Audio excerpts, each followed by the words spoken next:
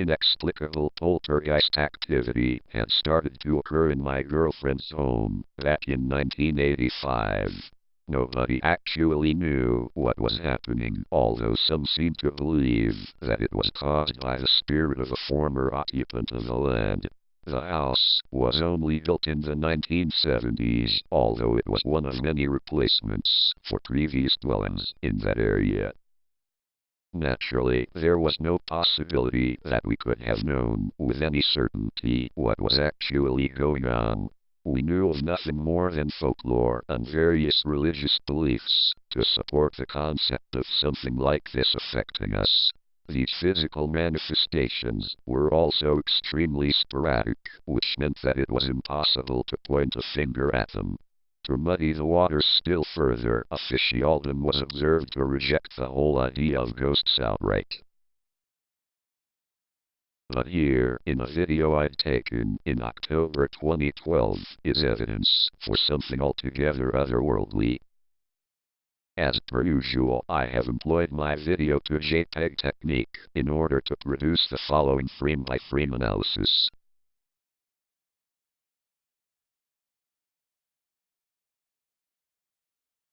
Please note the white tubular structure in the middle of this zoom-in.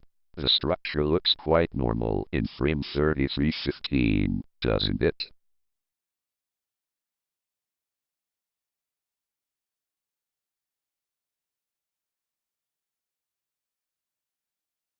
But in frame 3316, the zoomed-in scene shows a heavy yet concentrated distortion. The camera's view of the white tubular structure is severely disrupted, but only for one video frame.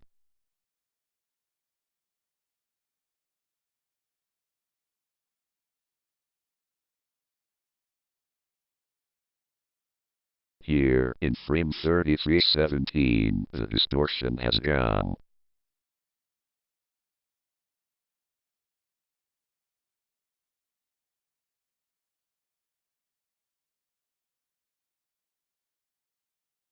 So, what the heck has happened in frame 3316?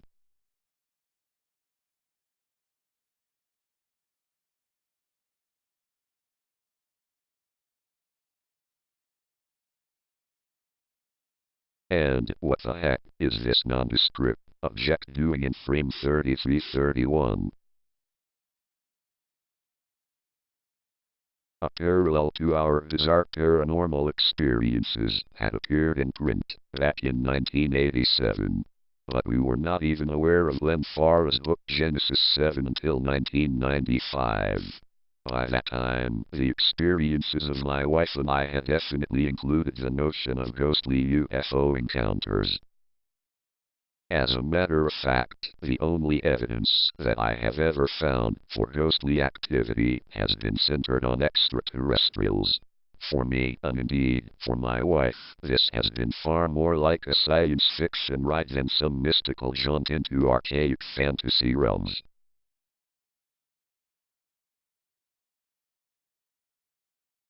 By default, I can offer some degree of photographic support for Len Farr's claims. In respect to this, the following frame-by-frame analysis shows the transit of a ghostly white object in the sky above Welland Garden City on June 14, 2013.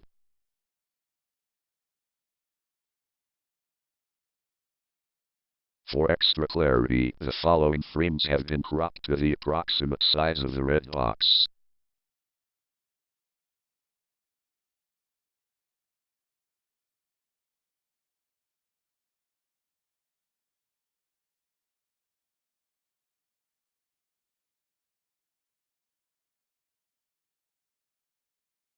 The object appeared exceedingly weak in this frame, and its clarity against the blue sky was variable.